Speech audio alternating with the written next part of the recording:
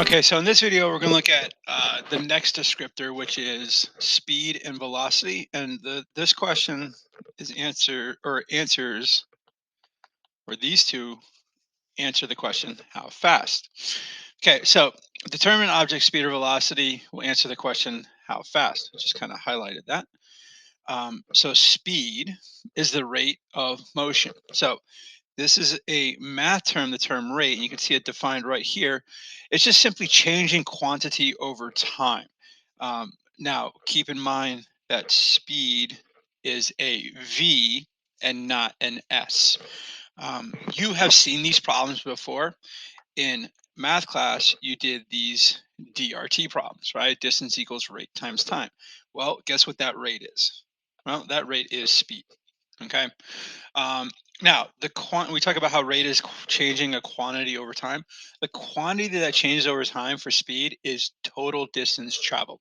So again, if you think about Google Maps, right? So it's going to say you did this far, and this is your estimated time. So if you were to divide those two, you would get something called average speed. And apparently, that's an N, not an S. So this is more specifically known as average speed.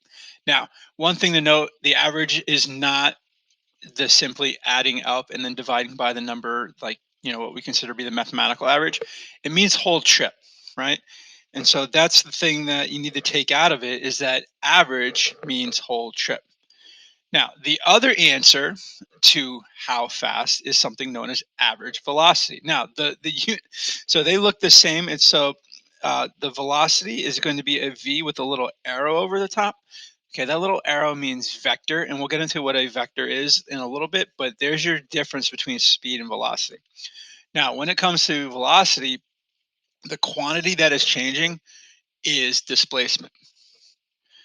All right, so the SI unit for how fast is going to be meters per second. So the SI unit for distance or displacement is meters. The SI unit for time is in seconds. So we're going to divide those, right? And so I didn't put it in the equation, or sorry, it should not be. Um,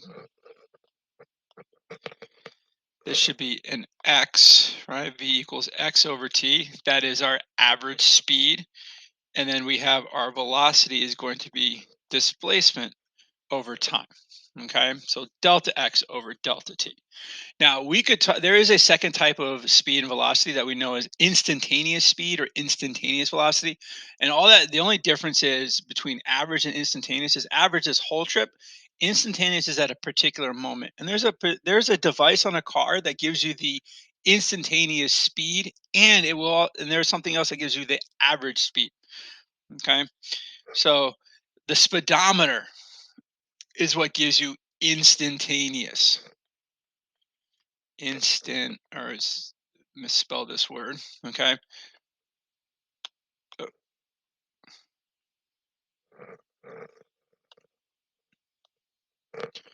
So instant, right? Aneous, right?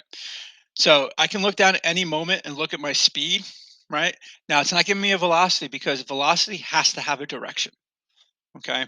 Again, there's your difference between speed and velocity, much like distance to displacement. One has to have a direction, the other one does not. Okay. Now, this here, what we're going to focus on is constant velocity. And so, what these special little cameras here are, these are what are called constant velocity cameras. And what they actually do is they track your speed, right? And so these will catch speeders, right, at any point in time. So if the speed limit is 55 and you pass this and you're going faster than 55, you're going to get a ticket. I know this because my wife just got one, right? At the time I make this video. Okay. Now let's look at an example. This example looks very familiar because we did the distance and displacement part.